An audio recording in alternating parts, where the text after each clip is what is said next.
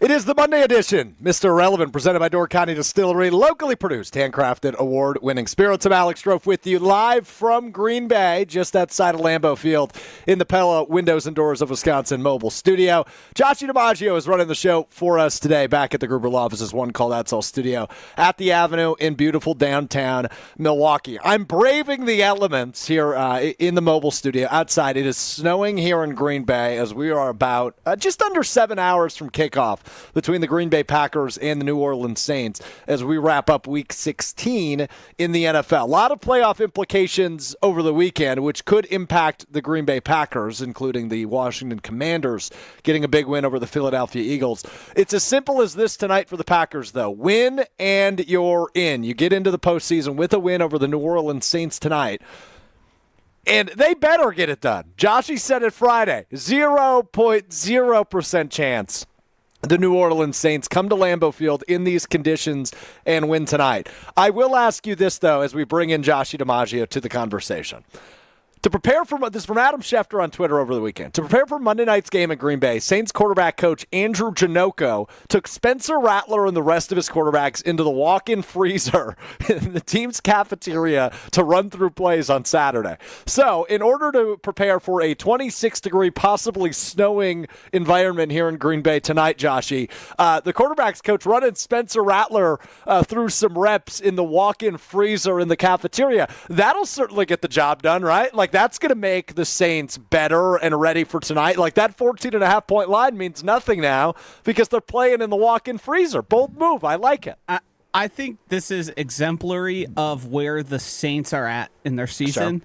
Sure. Yeah. They are in the, hey, man, we're not very good.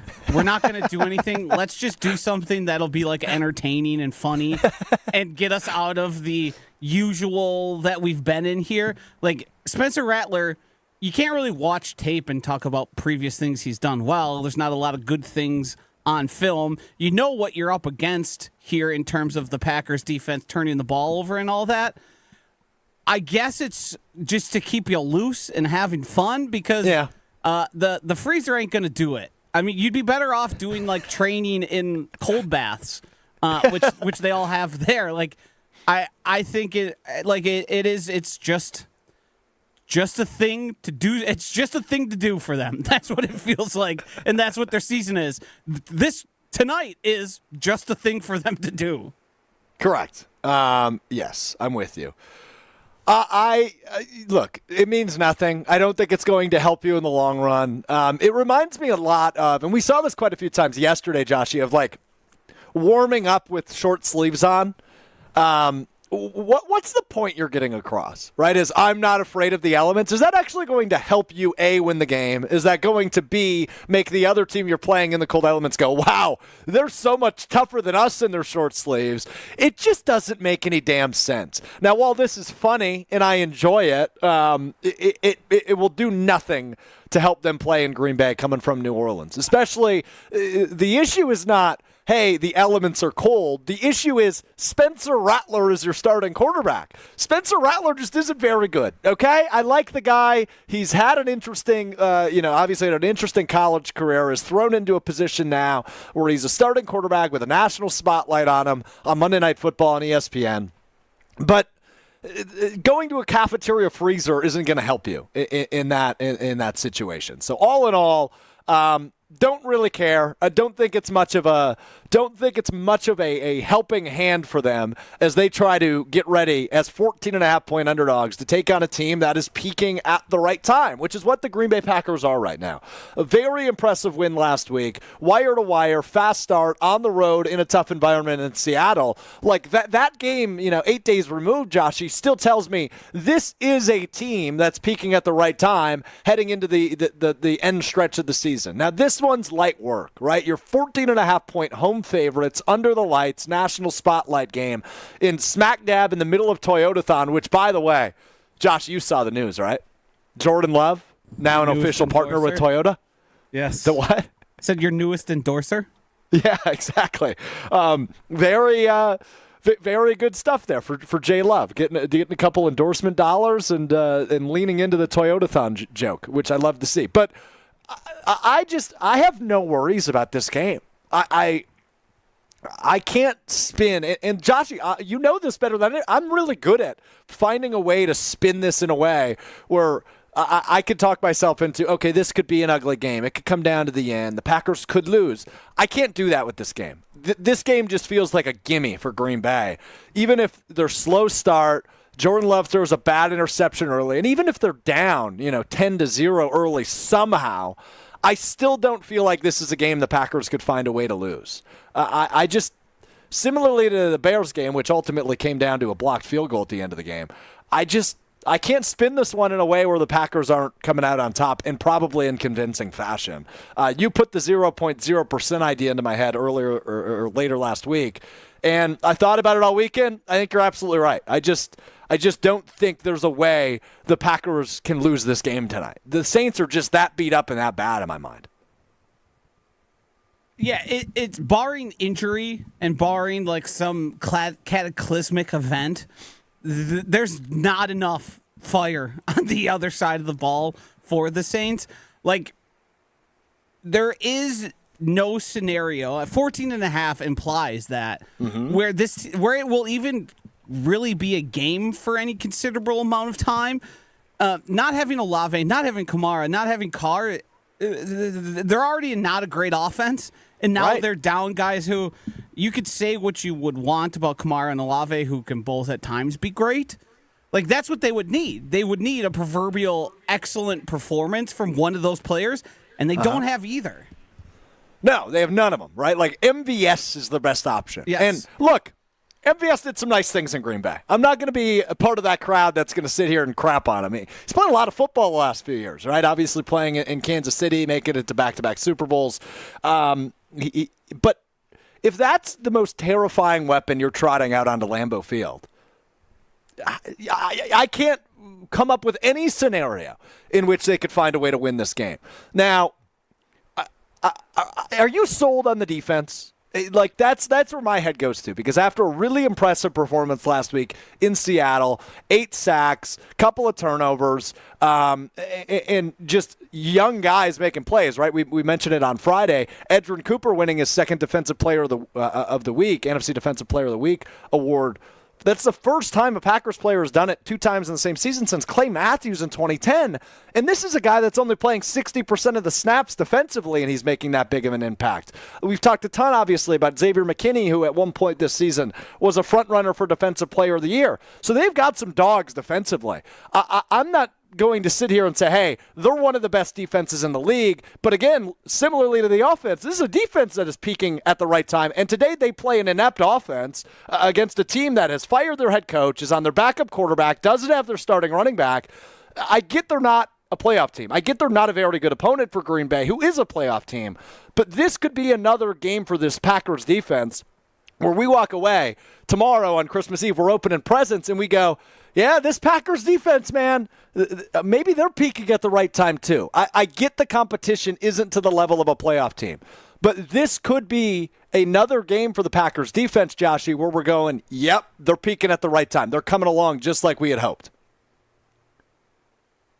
Yeah. I don't know. Yeah. Is that where you're sitting on this one? Yeah, to me right now, the Packers are kind of just trying to find that middle ground of playing well enough but not putting your guys at risk and winning in convincing fashion, because there's still a lot of doubters out there in terms of, is this team actually a Super Bowl contender? You certainly don't think they're as good a Super Bowl contender as the Bills, the Chiefs, the Lions, or the Eagles, but that's not how the NFL playoffs always work. Like, sometimes those teams flunk out and something happens in the middle of a game. Like, I mean, it wouldn't be shocking to lose a quarterback in a playoff game. That happens a lot. That changes the entire face of how, like, if Jared Goff or Jalen Hurts goes out, we see what happens. It's not going to be good. I think the Packers have found their rhythm on offense and how they want to win, and I believe in them to be able to win in multiple ways, as much as it seems you were running through Josh Jacobs, and that's how it's going to be. I have no questions about Jordan Love, and people were trying to do has he been good enough? I've seen it on KBN like 1,000 times. Has he earned his contract? Has he earned his pay? And it's like, yeah, the guy was hurt for the first half of the season, missed multiple games, and then when he becomes healthy, wouldn't you know it, Toyota-thon, and he's good again. And it's like, yeah, of course, because he's just good. There's a reason he's paid that way. So I think the Packers can win in multiple ways, but I think what's to their advantage is running in the playoffs always works. It's always a recipe for victories. You don't want to get into the shootout, sling the ball around, because those are coin flips. But when you dominate time of possession and you take care of the ball, that's how you win playoff football. I think the defense is rounding into its own. The metrics everywhere you point are good. They're better at stopping the run than I think we've seen in like a decade. And they're opportunistic when they're passing the ball. So I think everyone is, and it's health too. The team is extremely this healthy. team is super healthy, and right? Getting healthier. Knock on wood here. It's just the recipe is pointing to this should go well. This should be a chance for the Packers to make a Super Bowl, and at very least make an NFC Championship game. So I'm with you on that. Obviously, the tough part is you got to go on the road. And I saw this comment from Roberto on the ESPN Milwaukee YouTube stream. I want the 5 seed because if you play at Atlanta, you can get a home field on the road, right? Like if you go to a place, Atlanta, they're not very good, but with the Buccaneers' loss yesterday, they catapult them for the lead in the NFC South.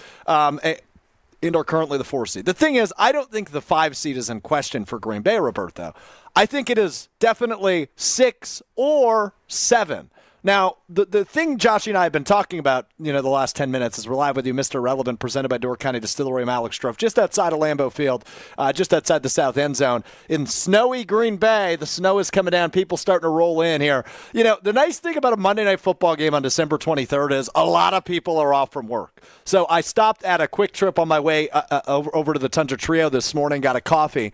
There was people at 8:30 a.m. buying booze galore, right? Like people are gunning this thing all day long because they're off from work getting ready for a 7:15 kickoff on ESPN tonight. So this is the biggest party of the year so far, despite it being against a bad team. Now, back to this. So wanting the 5 seed, I just don't think the 5 seed's in question. That's going to be Detroit or Minnesota. And I think it's going to come down to that game the final week of the season to decide who wins the NFC North. Now, I think the Packers, to get ahead of myself here, will go on the road and beat Minnesota next week.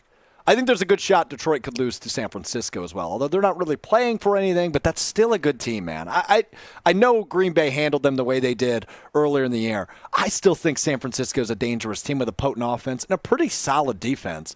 So could they give Detroit some troubles next week? I do think so. And that game, Week 18, could come down to the winner of the NFC North. So I think the 5 seed is reserved already for Minnesota or Detroit. I just don't see a path for Green Bay to get back up there, especially with a Minnesota win yesterday. Now, Washington goes to Philadelphia yesterday and gets it done. Obviously, Jalen Hurts is eliminated from that game early with the concussion, but the way Washington plays and what they're capable of offensively is so impressive. So I think the 7 seed is more in question for Green Bay than the 5 seed at this point. I think what you're looking at outside of the division winners is probably what you're going to get in the NFC, right? So likely Detroit or Minnesota, the 1 seed, Philadelphia, the 2 seed. Whoever wins the divisions in the West and the South will come in at the 3 and the 4. And then wild cards, I think it'll go Detroit or Minnesota 5, Green Bay 6, Washington 7, just given the strength of schedule down the stretch here, is probably how it shakes out. So you're likely going to a divisional winner. It could be the Rams at this point, which is certainly a team I don't want to see. But to Roberto's point, that could be another situation where it's a home game on the road. L.A. Rams fans aren't coming out in bunches. You saw it earlier this season when Green Bay went to L.A. and won. You're playing a very different football team than you played in October. But that is certainly an environment where you could get the Packers fans on your side. So I think the good news, regardless of what seed the Packers end up with and wherever they end up playing on the road in the wild card round, there's a good chance they could have a home crowd on their side. So I think that's worth mentioning. Joshy mentioned the health of this team. Big news this morning as the Packers have officially activated tight end Luke Musgrave off of IR. Luke Musgrave will be active tonight for the Packers against the New Orleans Saints. Once again, emphasizing the importance of that tight end position within the Matt LaFleur offense, but also emphasizing how healthy this team is as they go from 5 players on injured reserve down to 4 now, with Luke Musgrave making the comeback tonight against the New Orleans Saints. I don't know how much Musgrave will see for Matt LaFleur's offense tonight as he continues to work his way back from that injury. But the good news is you have him back as you get ready for this postseason stretch. And we've seen a lot of times where Matt LaFleur will use two tight ends. You saw Ben Sims get a lot of run the last couple of weeks. So I think that is huge news. Maybe not in terms of, he's going to be your number one receiver. I don't think that. But the two tight end sets, some of the creativity that Matt LaFleur can utilize offensively is with Luke Musgrave on the field. So that is big news for the Green Bay Packers as they gear up for the Saints tonight. Still 14.5-point favorites as it looks on ESPN Bet. It's a scary line. Look, the Packers are certainly 2 touchdowns better than the Saints. We just saw that they won by 17 in Seattle. So I'm not saying it's impossible the Packers will cover that 14.5. It's just kind of a scary line, right? Like, we talked about it a bit last week. Could there be a situation where the Packers are up 17 a majority of this game, and then late fourth quarter the Saints score a touchdown, and the final score is, say, 28-18 or something of the like, right? 27-17, 31-21. Yeah. And are you walking away from that game going, that's a Super Bowl team, that's the team we've been waiting to see? Or are you walking away going, man, I thought they were better than that? Because I just feel like that's the one thing a 14.5-point line sets you up for, is to walk away disappointed. And look, I'm going to say this now, and Joshy's going to laugh in my face because he knows I'm the biggest overreactor there is. But I'm going to say this now. No matter the result tonight, as long as the Packers win, I will be happy. Joshy, do you buy that from me? Not for a split second. I think if anything, we're going to leave with questions about the offense. Really? I see a very difficult path to the Saints even really scoring more than like 10 to 14 points. What do they have to offer on offense? I mean, there's certainly a scenario where they have like a good scripted first drive and like end up moving down the field just because they put together the perfect play. The game plan is the word I'm looking for. There you go. You got there. It just took a bit. But like what are we supposed to learn about this team even on defense? Like they're probably going to play pretty conservative. They're not going to be dialing up a whole bunch of blitzes. And if they are, it's probably going to be like a standard, here comes Edgerrin Cooper up the A-gap and they get him or they don't type thing. Like, All right. Back to Luke Musgrave, though, quickly. I do want to say I would like to see him get a decent amount of burn in the following 3 games, just because I think he's got a lot of rust to shake off. We haven't seen him in how long. But adding him as a factor, like I don't want it to come down to we have a perfect Luke Musgrave play that might score us a touchdown, but he hasn't seen more than 2 targets since like week 3 of the NFL season. It's since September for sure. Right. So at that point, it's like, what are we even doing here? Like, obviously you got to bring him back slowly, the injury, make sure he's ready to go, conditioning and all that. But like, I think it's time to like, especially if the game gets out of hand, dial up some Luke Musgrave plays. Put Tucker Kraft on the bench. Like, make sure he's getting some action, because adding that factor to the dominant run game, a guy who stretches like that, with also Tucker Kraft, who's a yak monster, like, I mean, that's going to be nightmares for defenses. I like that term, yak monster. He is very a yak good by monster. you, Josh. He Rob is the yak monster. Our guy, put out a great article about Tucker Kraft. Hey, check that out, ESPN.com, where you can read all of Rob Demovsky's work. You can hear him tonight, Green Bay Game Day, which begins at 4 o'clock. I'll be joined by Gabe Neitzel, Super Bowl champion Jarrett Bush throughout. Rob Demovsky will join us about 4:30 tonight to preview all things Packers Saints. And then the Jason Wilde Hour from 5 to 6 right here just outside Lambeau Field at the Pella Windows and Doors of Wisconsin mobile studio at the Tundra Trio, just outside the south end zone at Lambeau Field. That snow's still coming down. I think it's supposed to stop. I'm not a meteorologist by any means, Joshy. But if this continues, it could be a sloppy-ass game tonight, which is where, again, that comes into my head of, could we walk away disappointed? And I don't think so. I think the Packers are just a significantly better team than New Orleans, but something to keep an eye on tonight. Got to tell you about my friends over at Door County Distillery, locally produced, handcrafted, award-winning spirits made locally in beautiful Door County. I stopped in at a liquor store here in Green Bay Saturday night. Guess what I picked up? The Door County Distillery bourbon for the old fashions. Also had it on the rocks on Saturday night. Was hanging out with my brother, tipping back a few Door County Distillery bourbons. Don't forget about their cherry brandy, too. If you're a brandy old-fashioned person, they've got the cherry brandy made with and infused with local Door County cherries. They've got the 27-time gold medal award-winning single malt whiskey for your whiskey old-fashions. Or if you're like me and you like the bourbon old-fashions, the delicious Door County Distillery bourbon. It's affordable, it's local, it's award-winning. You can't go wrong with our friends at Door County Distillery. You can visit their website, doorcountydistillery.com, to find the retailer nearest you. They're all over the state. Green Bay, Milwaukee, Madison, Stevens Point, wherever you are, you can get Door County Distillery. And you can find a huge list of unique cocktail recipes as well on their website, doorcountydistillery.com. Jaire Alexander is interesting to me, Joshy, because he's the guy, and again, he's been nicknamed Jaire Bakhtiari. I don't think that's fair, but it is what he's been nicknamed on the internet.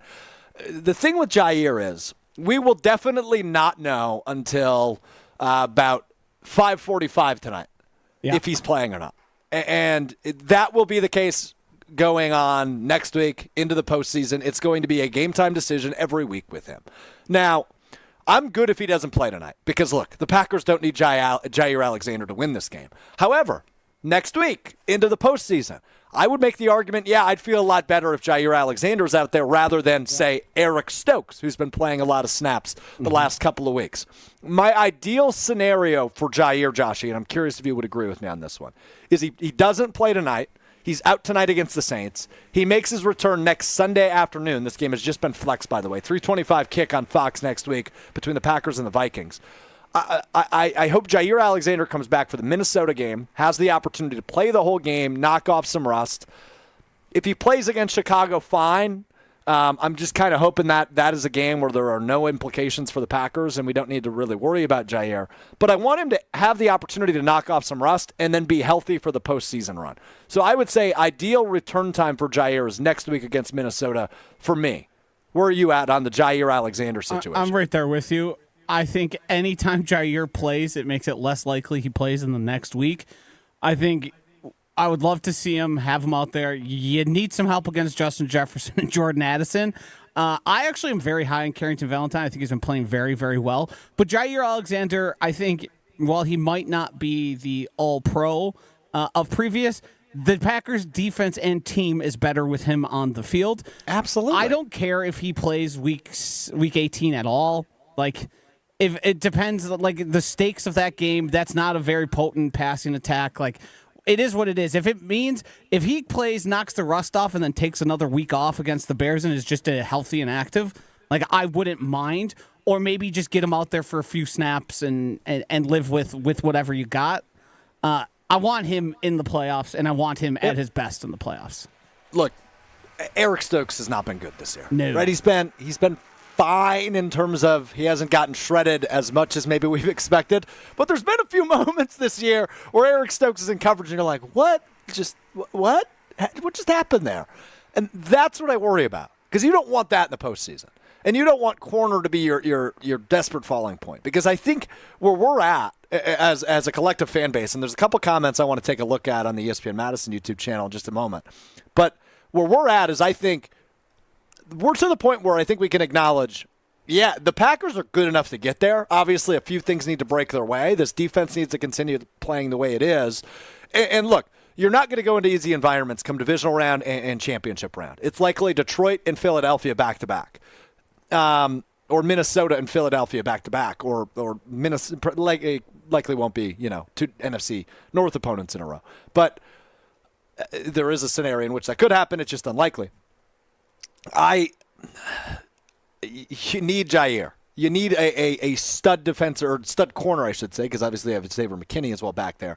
But you need those two at full strength in your defensive backfield to feel confident against a team with multiple good receivers. I look at Detroit. I look at Minnesota. I look at Philadelphia. The teams that have beaten you this year have something in common, and that is they have multiple solid receiving threats. So you feel much more confident with Jaire out there in the postseason than you would without Jaire out there in the postseason. So that's where I'm at. A lot of comments coming through saying, hey, pay attention. This is a trap game. Yamas Newman on the ESPN Madison YouTube chat says, this station is way too confident. I'm starting to feel a trap game coming on. Everyone's looking ahead to Minnesota. Chris chimes in later, says, trap game. These boys need to be on point and play smart football. Go, Pack, go. I feel you. Minnesota is a game that concerns me a heck of a lot more, but it goes back to this point and this point only. And it's a Joshy DiMaggio joint. This feels like a game where there is a 0.0% chance that New Orleans can come in here and win. They are just severely outmatched by this Green Bay team. Green Bay is that good. It's also important to remember that the Packers can lock up the playoffs tonight. Right. This is a win in your end game. Absolutely. So they do have something to play for. Right. There is no where we are all looking ahead, but you don't think they're all thinking, hey, let's make sure we get in the playoffs first. Right. Let's not let anything happen crazy here. We are going to take it to them. We're going to give them all we got. And if you guys take care of business, we are a playoff team, and then we're looking at seeds and how to best perform there. Right. There is a look ahead is a game where it doesn't matter in the grand scape of things. This matters. No, and I think Jordan Love, being a very impressive leader, by the way, in his second year as a starter, been really impressed with the evolution of his leadership style and everybody that's around the team every day, right? Rob Domofsky, Jason Wilde, et cetera.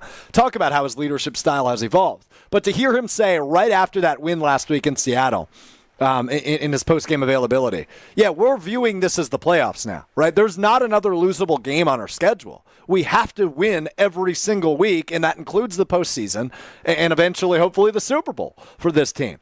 It is nice there's stakes here tonight, Joshy, to your point, because if there wasn't, then maybe you have a better case for a trap game. If the Packers already had it locked up, let's say Sunday's games, there was a scenario in which they could get it locked up without having to win today. Maybe I'm feeling a little bit different, but with actual repercussions and with actual something to gain on the line tonight, I just don't feel like this is a game where the guys in the building are going, yeah, they stink. They're beat up. They're no good. This one's falling into our pocket. Let's pay attention to Minnesota. That's just not the behavior in the building. Is that the behavior of Joshy and I? Sure is. Yep, absolutely is. We're looking ahead to Minnesota. But the guys in the building are not looking ahead to Minnesota. They are looking at New Orleans tonight. It is a national game. And look, players don't take that softly either. This is a game where everybody in the country, all 30 other NFL teams, have this game on tonight because they're going to go, all right, what's Green Bay got? What's Matt LaFleur cooking up offensively? How's this new coordinator, Jeff Hafley? And it seems like this defense is really coming along. People are taking note of this game. And something that was super impressive with Jordan Love down the stretch, besides minus the New York Giants Monday Night Football game in December last year, was he was great in national games. Right? Detroit on Thanksgiving. Kansas City, Sunday Night Football. He was really good in national spotlight games last year. And for the most part, that's continued this year. When this team's been on national television, Love and this offense is cooked. Think about last week in Seattle. Tonight against New Orleans, another great opportunity for that. So those are the things I have my eyes on tonight. But Joshy is completely right. There is something to play for tonight for this Green Bay team. There is. And they've got a lot to gain. They need to win tonight in order to solidify that playoff spot. And then when it comes to Minnesota next week, you've gotten your ass kicked by your divisional teams this year. You've got a win over Chicago to show for. That's it. 1-3 in NFC North play this year are the Green Bay Packers. So they've got a lot to play for in terms of pride, in terms of their standing in the NFC North, and they want to beat the teams they play the most. So next week is a big one in that regard. And do I need to spell it out for Week 18? It's the Chicago Bears at Lambeau Field. The Bears, who have obviously had an awful season, have fired head coach Matt Eberflus. Caleb Williams hasn't been all they've cracked up to be. They have fallen completely short of expectations coming into this season. They want to come to Green Bay and spoil the end of the regular season. So the good news is the Packers have pride and other things to play for the remainder of this regular season. So while we as fans and we as radio guys can view this as quote-unquote trap game material, I just don't think the guys in the building are viewing it that way. They have a playoff spot on the line tonight. That's enough to play for. I don't give a damn that it's Spencer Rattler. I don't care that Alvin Kamara's out and it's Kendre Miller who's going to be packing the punch for the Saints backfield. This is a playoff game. You win and you're in for Green Bay. So no trap game material in my eyes there. Brambo 09, availability is the number one ability. And look, the Packers have everybody available. They're down to 4 guys on the IR. 4. That is tied for the second least in the entirety of the NFL and tied for second least of playoff teams. It is only the Buffalo Bills in better shape. They have 3 guys on IR in the NFL. I mean, when you compare it to another Super Bowl favorite in the NFC, Detroit's up to 23 guys on injured reserve. 23. The Packers have 3. So it's a good case for them going forward, despite likely needing to go on the road for the playoffs. What worries you most, Joshy? Is there literally anything? Like, I was thinking of that question earlier today. I was sipping my coffee and doing some show prep for tonight ahead of Green Bay game day and, of course, Mr. Irrelevant. And I wrote down the question, what worries you most? Health. I'm going to ask Jarrett Bush. I'm going to ask Gabe Neitzel this. But I can't think of anything that even slightly worries me outside of injury. Yeah, it's just health. Health is the only thing I care about. I could even stomach a loss in the 0.0 scenario. Like, you're still a favorite to make the playoffs altogether. There is nothing but injury, and it's probably injury to like 3 guys total that would actually, I would be like, all right, this is a big problem. Aside from that, it's just keep as many of your guys able to go as possible and take care of business the way you used to. Get Josh Jacobs some burn, but once you get ahead, I want to see him ride and pine. And I don't care that he feels better when he's playing more. You can figure that out in Minnesota. We'll get you plenty of touches there. So, yeah, I'm not looking at anything other than health. I mean, matter of fact, there's nothing the Saints do well. There's not like, well, not at this point. You need to watch out for XYZ. It's like, yeah, don't let Marquez Valdez-Scantling run past you, and you'll be fine. Yep. Bingo. That's it. Yeah, absolutely. I mean, MVS is their best weapon offensively tonight. Yeah. Am I missing anybody? Kendry Miller's solid, but he's a number 2 back, right? Like, he's going to be obviously playing the starting role with Kamara out tonight, but you don't even have the Taysom Hill factor, which was that weird. Right, he's on IR. That could make some, like, they've got guys that you'll see on offense that you don't know who they are. Correct. And that's like Bub Means is even on the IR, and that's a guy I learned about like 6 weeks ago.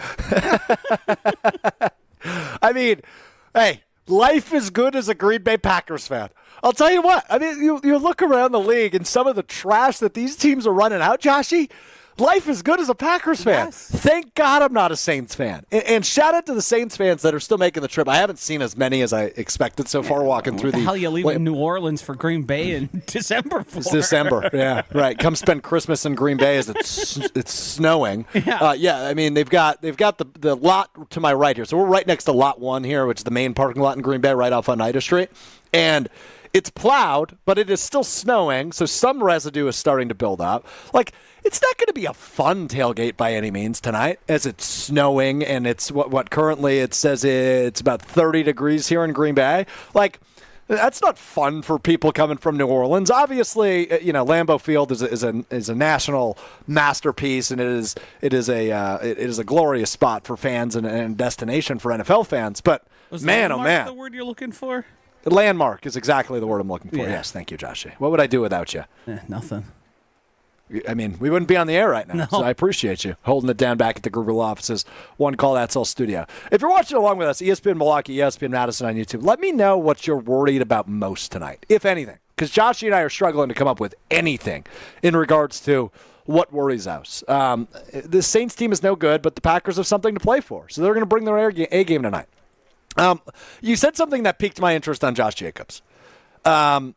Because, look, the number one goal besides getting a win and securing a playoff spot tonight for Green Bay is getting out of this game healthy, right? Leaving this game without any serious injuries to any of your stud players. So you mentioned, get Jacobs going, let him dominate the game early, then sit his butt down and let Chris Brooks and Emmanuel Wilson do the work later in the game once you've built up, hopefully, like a 14-point, 17-point cushion, and let them take care of the work.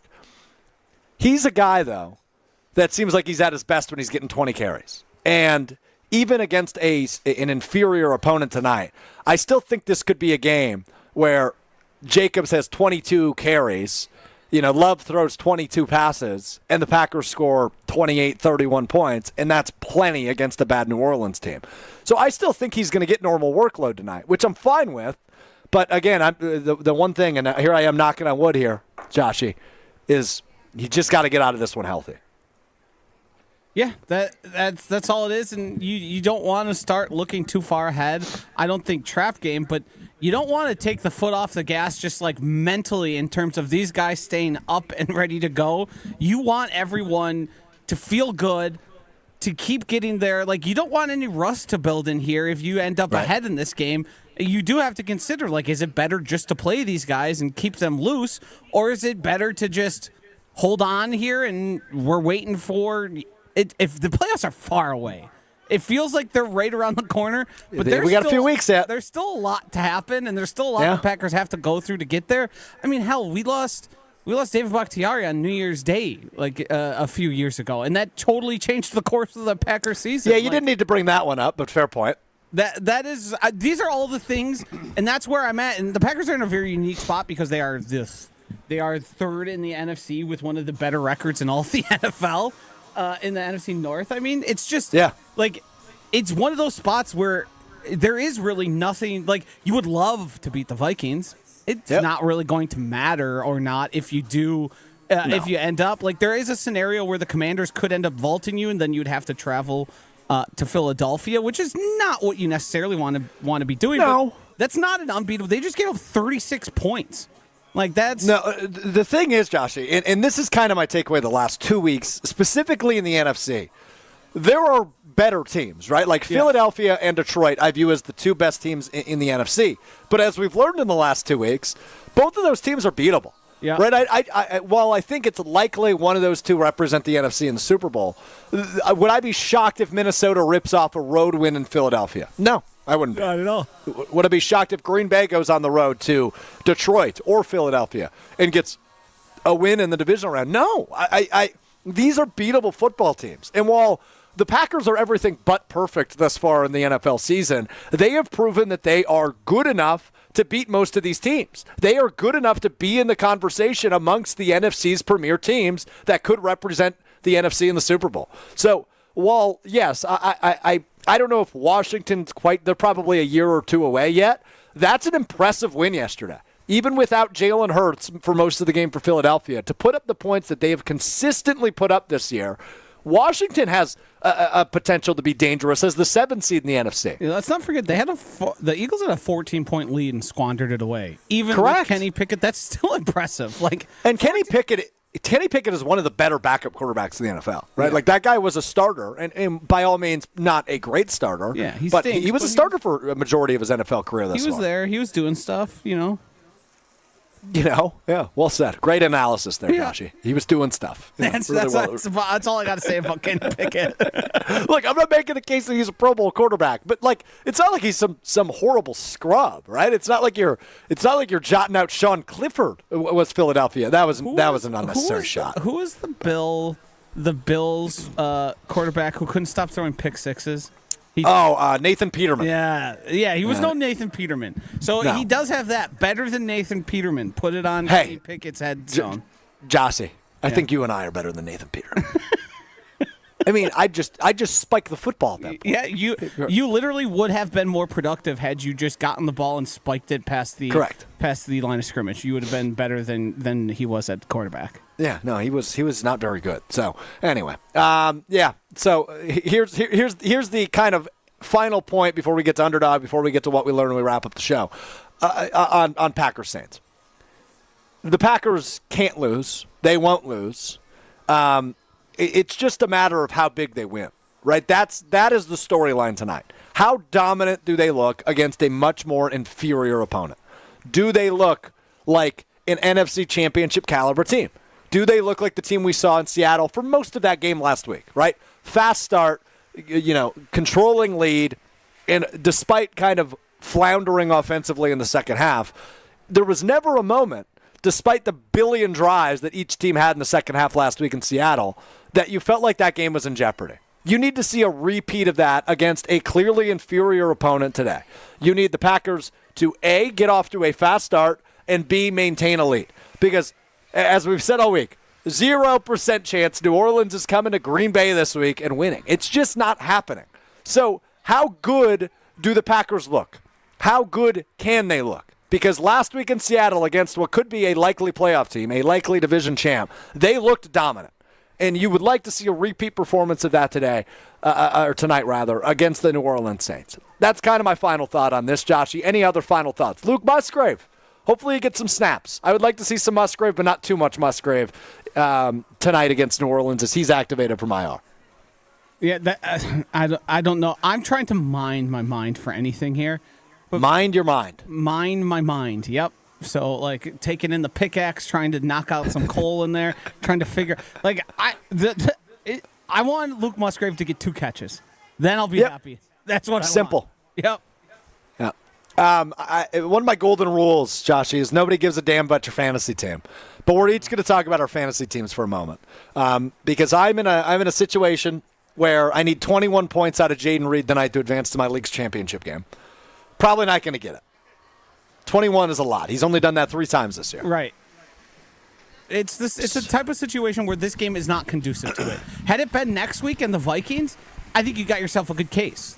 Yeah. You expect to be back and forth. The total in it will be high. You basically will know by half.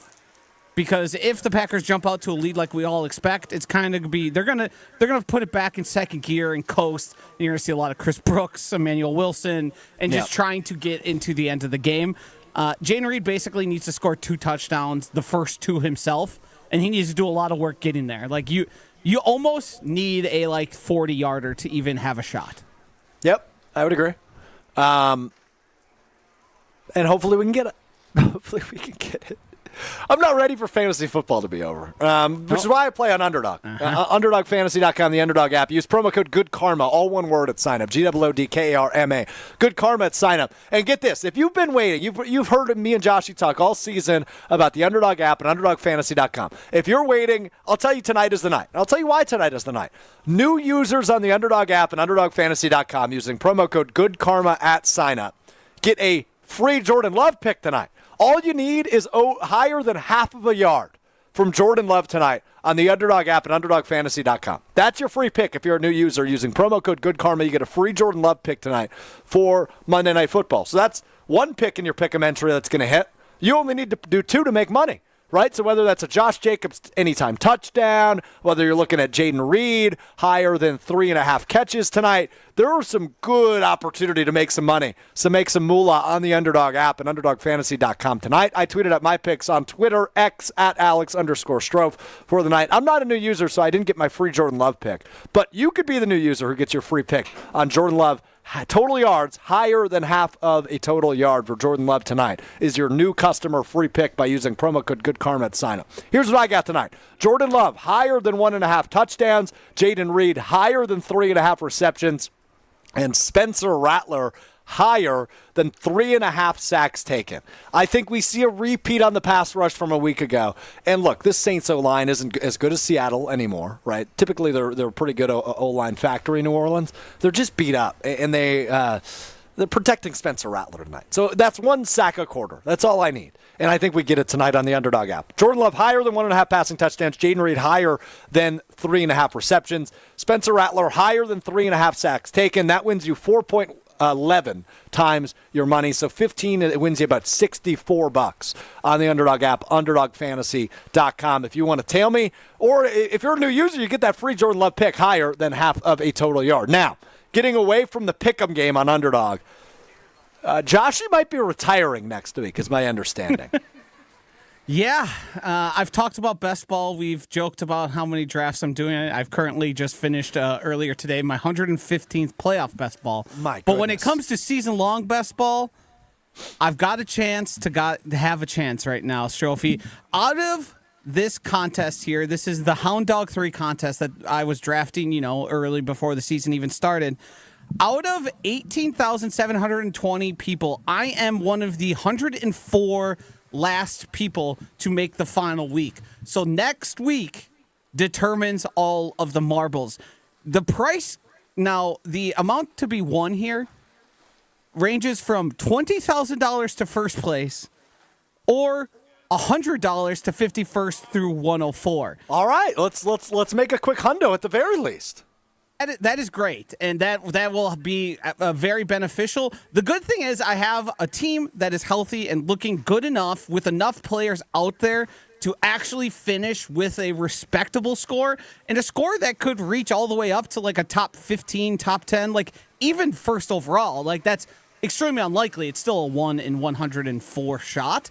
But I like where my team's at. But if I finish in the top 15 trophy, that's $1,000. That's some fun money. So we're having quite the Mr. Irrelevant shindig if you win a grand. If we hit first place, we'll have the shindig of all shindigs. The shindig of all shindigs. You heard it here first. $20,000, and it's wishing you luck, buddy. It's going to be a lot of fun because Monday there is a chance. Monday night, I have both Jared Goff and Amon-Ra St. Brown that I'm sweating every single drop back for the Detroit Lions against the 49ers. Because in the last game, I have two very important players and two very good players that are good fantasy scorers. That it could be the Monday of all Mondays.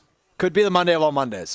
Okay. Well, you let me know. I think I'm free on Monday, so I'll tip a few door counties back with you as we sweat this out on Underdog. I will be sitting at home. If people want to join me, they're more than welcome. I've already said, hey, if there's a real chance here, I might have some people over just to have a good time, because why the hell not? How often do you have the chance to win $20,000 based on, let me tell you, I've been doing this for 4 years. I'm not here often. So it is a game. It is a game of luck. It's a fun game, and it's a game where every single pass and every single rush ends up mattering when you get down to this final 104 here out of 18,000 entries.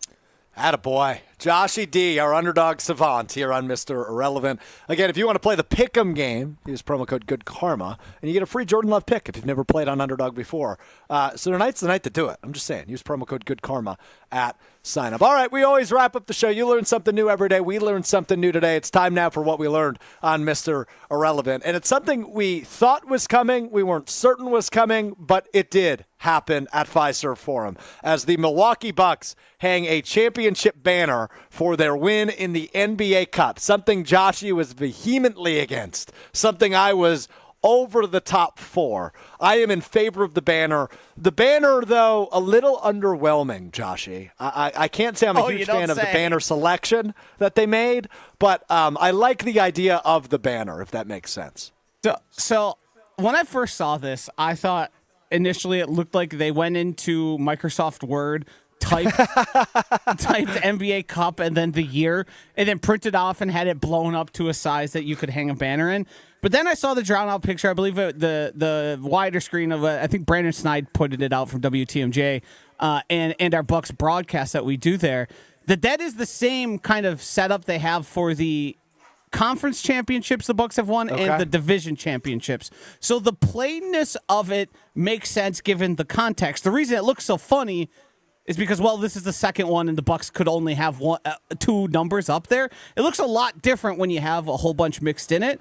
Yeah. And I think now seeing it and how it was unveiled, it was kind of just something that happened. It was a game no one really knew it was even going to be unveiled.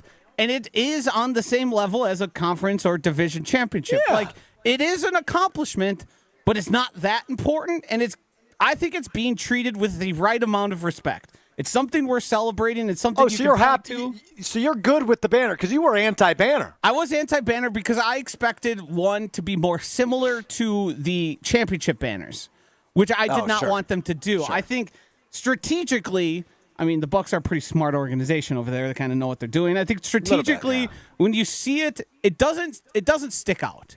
It doesn't seem like, oh, that's kind of weird. You're celebrating. It's out of place. Yeah, right. You busted it out over the weekend. It's a little banner. It's up there. You're not even going to notice it. Like, I didn't want a whole ceremony, having it like have a Bucks logo. It's just, it is what it is. You want it. That's cool, fun, and that was a good time. Did they do a ceremony for the unveiling? I obviously wasn't at the game on Saturday. Did they do a whole, like, please direct your attention to the skyline of Fiserv Forum as we reveal the NBA Cup banner? They did do the curtain draw on it. I didn't see how they actually like broadcasted it out, but it didn't feel like, from what I was watching and what I had seen, I was running around all weekend, but the videos I saw, it was kind of just like, hey, check this out. You won the NBA Cup, and you do round of applause. Hey, cool, fun, and then you play a basketball game. All right, I dig it.